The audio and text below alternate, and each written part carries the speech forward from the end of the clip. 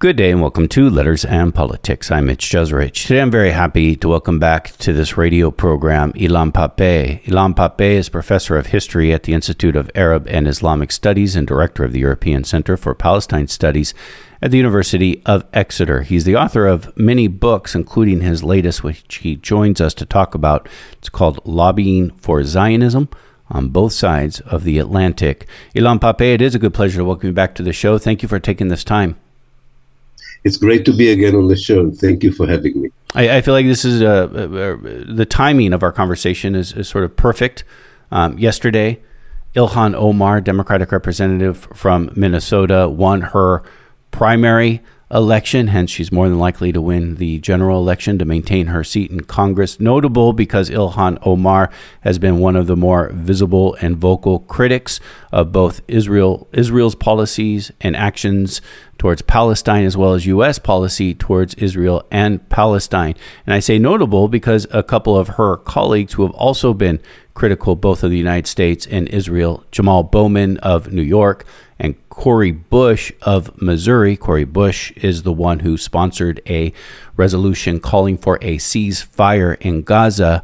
Both lost their primaries earlier this summer after APAC and its affiliated groups had spent something around a combined $24 million against both of those lawmakers, which was an astronomical amount of money for a congressional primary race. They didn't spend as much money in Ilhan Omar's race. Maybe that's because they just didn't feel like they had the constituency that they can grasp onto. But still, so significant Ilhan Omar wins, but we're still in a moment in which we've seen a couple of lawmakers, precisely because of their criticism towards Israel and the United States, get the wrath of, well, what we usually call the Israel lobby. You call it lobbying for Zionism. We'll talk about that distinction as well.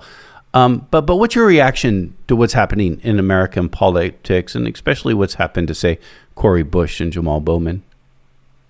Yeah, I think it kind of manifests two things that I'm sure we will also discuss when talking about my book. On one hand, it exposes a pattern of continuity, namely the ability of APAC, just by the sheer power of money, to silence reasonable moral voices that reflect much better, actually, what especially democratic voters feel about what goes on in Palestine, and yet making sure that the people who hardly represent what most democratic voters, I think today about Gaza are still re-elected or reappointed and so on. So money, as we know, it plays in the American democracy a huge role, far more sometimes than moral values, moral positions, or even reflecting genuinely and authentically the wishes of the electorate. So you have, on the one hand, this kind of continued legacy, if you want, of what I call the Zionist lobby, which has been in action with such methods in America since the end of the First World War. So it's not surprising that it's still successful. On the other hand, it also exposes, in Ilhan Omar's case, exposes that one should not take a determinist view about its power, or a teleological view about its power. Ilhan Omar is an indication that power and money is not everything, even in politics. And that we are seeing maybe a process that is too slow for the taste of many of us, but is ongoing, a process, an incremental a process by which the views of the public opinion, of the civil society, are seeping into the structure of policy making. It's not enough. It's too isolated. It's still marginal. It's not at the very center. But watching, and I'm no expert of American politics, but watching Kamala Harris and even before that Biden navigating the various constituencies that they think exist in the Democratic Party. It's the first time in the history of the United States that a constituency that supports Palestine has to be factored in I'm not saying it's the only one, but definitely when it comes to a swing state like Michigan, this is a topic. If we would have imagined 20 years ago that Palestine would be an issue, the only way we would imagine it is who could show that he or she are more loyal to Israel. Now we are also saying some of them have to show that they care about the Palestinians. And this was unthinkable 20 years ago. So it's a mixed thing. It's the old system is still working ruthlessly, but all these indications that there is an alternative are also showing up. And I think that's what we learned from the last 2 days. And you suggest that it also shows a weakness of the Israeli lobby and their actions right now because of this dynamic. Yeah, the weakness is that there is a kind of a shift that I don't think we are all aware of it. And this is much more general than Israel and Palestine, and that's about the definition of what is politics. And I think into this discussion, it is really politics a human pursuit that is totally void of moral values, any compassion, any solidarity? Is it really, what the left always hoped it would be, and in many cases, unfortunately, not succeed in getting to power. And when it got to power in some places, it didn't work too well either. But I think that there is this kind of thing that if this politics still exists in the minds of people, money and intimidation are not powerful enough to destroy it.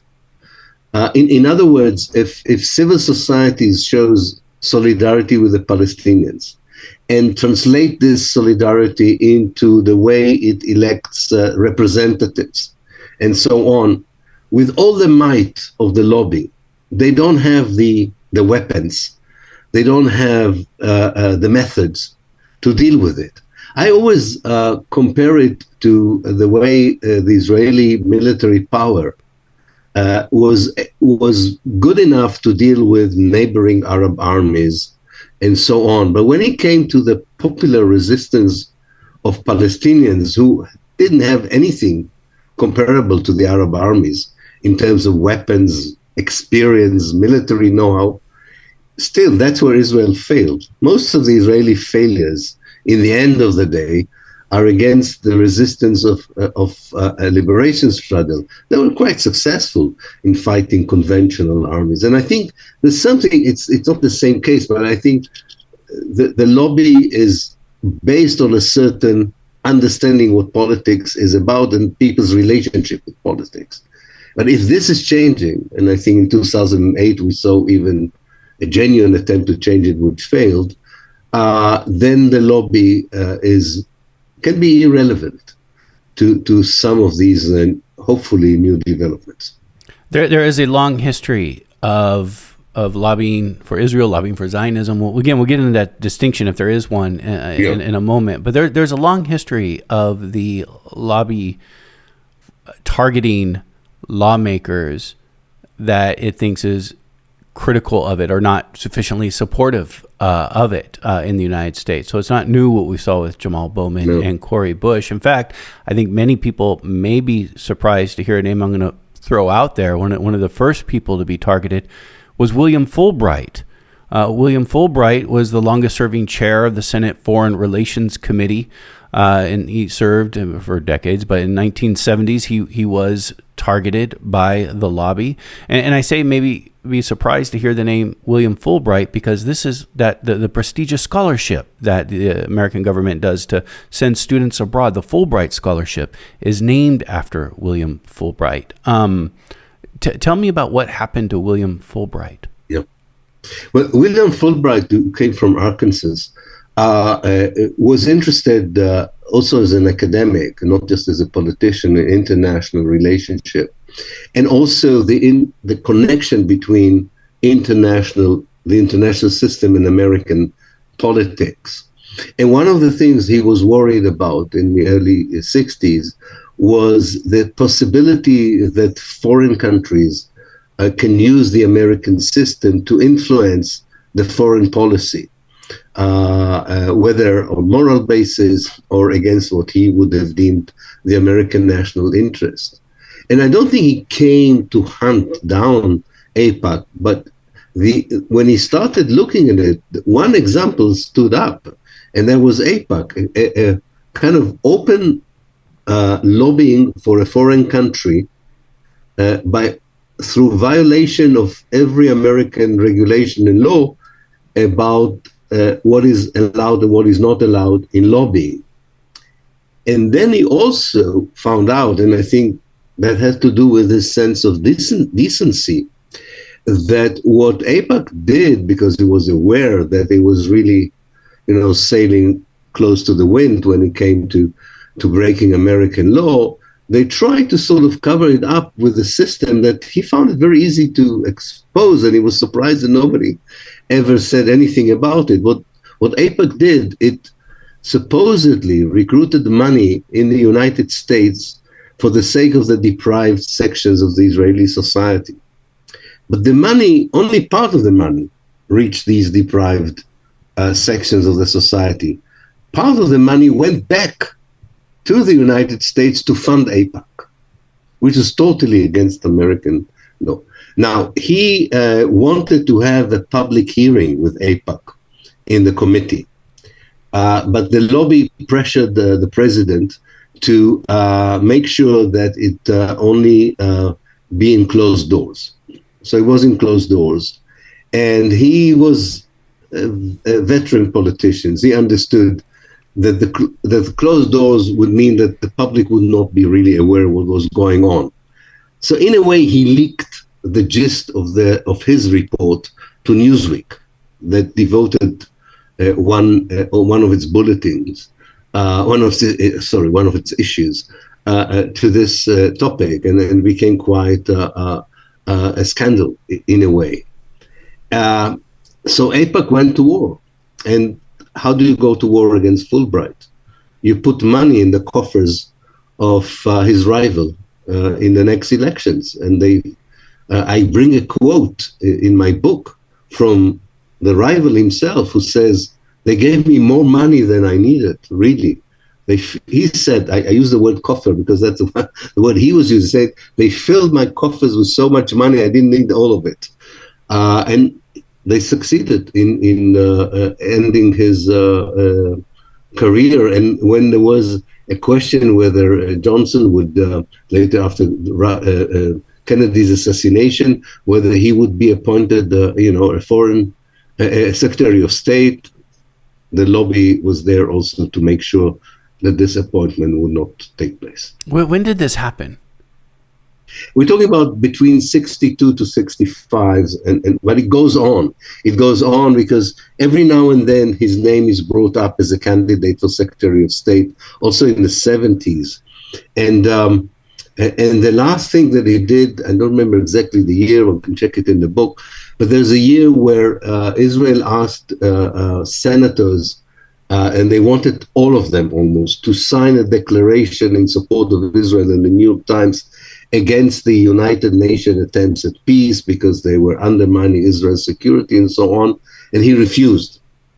And then again, they renewed their attacks on him. So we're talking about the 60s and the 70s, not all the time, not intensively, but every now and then, whenever there's a chance for him in a way to return to politics, they come to action. And they destroy him. They destroy his... not totally, because as you said rightly, there's the prestigious scholarship named after him, and he left a legacy, especially in education, as we know, and so on. But he was destined for much higher positions. I mean, it's a remarkable story, and you're right. We still know the name because of the scholarship, and I'm sure people who specialize in foreign policy are even more familiar with William Fulbright. But I to be very honest, I did not know this story about William Fulbright until I picked up your book. Yeah. Not many people paid attention at the time. APAC was not very much on focus in the 60s and the 70s. I think the public or the mainstream media became interested in APAC's power much later in the 90s and in the early in the beginning of the 21st century, and of course Meschmeyer and Walt's book contributed to that. But until these two excellent professors wrote their book, it was mainly activists who kind of dealt with it. So you had the feeling it's a political position against APAC until we had some sort of academic research. But there were other great work by Roger Hickson and Grant. I mean, people were beginning to pay attention and did good scholarly work that exposed. But in those years, in the 60s and the 70s, it looked totally legit what APAC did, and you had to be very courageous, and you would have paid a high price. Where does APAC come from? APAC began actually. It began as a section in a former body that was a pro-Zionist lobby called AZEC, the American Zionist Emergency Committee. Why emergency? Because it was founded during the Second World War, and the emergency was meant to deal with the plight of the Jews under the Nazi Germany. But it remained, the name remained, although even after the Second World War ended. And it transformed, like so many of the Zionist groups during the Second World War. They transformed from dealing also with the plight of the Jews wherever they are into being totally devoted to helping the Zionist project in Palestine. So the main body was called AZEC, the American Zionist Emergency Committee, and its PR section turned into a body by itself, because the guy who was running it, who came from God, I forgot the name now. It will come back to me, because most of them came from that state. Somehow it avoided me. C. Cannon, who ran the PR department for AZEC, in collaboration with especially after 48, after Israel had its own delegation in the United Nations led by Abba Eban, the famous Israeli super diplomat. They both thought that AZEC is not enough, that you need a far more assertive, a far more aggressive body to make sure that American policy is not against Israeli interests. And the reason that they did it was that immediately after Israel was established, a few years after Israel was established, Truman, who was the president, Harry Truman, who was the president while Israel, by the way, I remember the place, he came from Cleveland. Anyway, come back to me. Harry Truman, who was the one who supported Israel's establishment in 1948, as you probably know and your listeners know, he was replaced by Dwight Eisenhower. Now, Dwight Eisenhower, especially with support from the State Department and even the CIA at the time, were not great supporters of Israel. They thought that Israel is not serving the American interest in the Middle East. They also thought that Israel is pursuing the wrong policy towards the Palestinian refugees. They believed, Eisenhower and his team believed that there was no reason that Israel should not allow the Palestinians who were expelled in 1948 to return to their homes. And the feeling was in Israel that, American administration can be a rival rather than an ally. And that led for the ideas of Cannon and Abba Eban to say AZEC is not enough. We need something which is far more aggressive, far more comprehensive in the way that it influences American policy. Namely, it's not just about politicians, it's about universities, it's about radio. There was no television yet, but it's about radio, it's about newspapers, it's about community centers. And that's how APAC developed out of the Israeli delegation in the United Nations, together with the public relations section of the former lobbying body, APAC. That's remarkable. And I think oftentimes forgot that within the United States government, especially in the late 40s and through the 1950s, there wasn't unanimous agreement on U.S. policy towards Israel. That you had people like even President Dwight D. Eisenhower, and you said the CIA even was, I guess we say, circumspect about what's happening. You had the Dallas brothers. One was heading the CIA, and one was the Secretary of State for Eisenhower. And they were, they were not sure that this total unconditional support for Israel serves the American interest. I don't think they were moved that much by the Palestinian plight or so on, but they had a wider perspective of the Arab world. And they said, is it worthwhile alienating the whole Arab world for supporting one Jewish state? And at those days, which doesn't happen anymore, in those days, people were still listening to what some people call derogatively, but I don't, the Arabists in the State Department. These were very veteran American diplomats who knew the language, knew the area, spent long periods in the Middle East, felt affinity with the decolonization of the Arab world. We have to remember, the United States supported, people don't remember it anymore, supported liberation struggles against Britain and France. Unthinkable, right? Unthinkable today. And they felt loyal to the new Arab states that liberated themselves from European colonialism. And some of them even loyalty to the Palestinians. So, it was a different period. And I think APAC's greatest success is to make sure that alternative voice, God knows, could have really changed the course of history in Palestine and Israel, was silenced in the end of the day. In APAC was a critical force in making that happen, even early on in its formation. I do believe so. I think it's one. Yeah, sorry. I think it's one of its greatest success. The other reason its voice was not heard is nothing to do directly with APAC.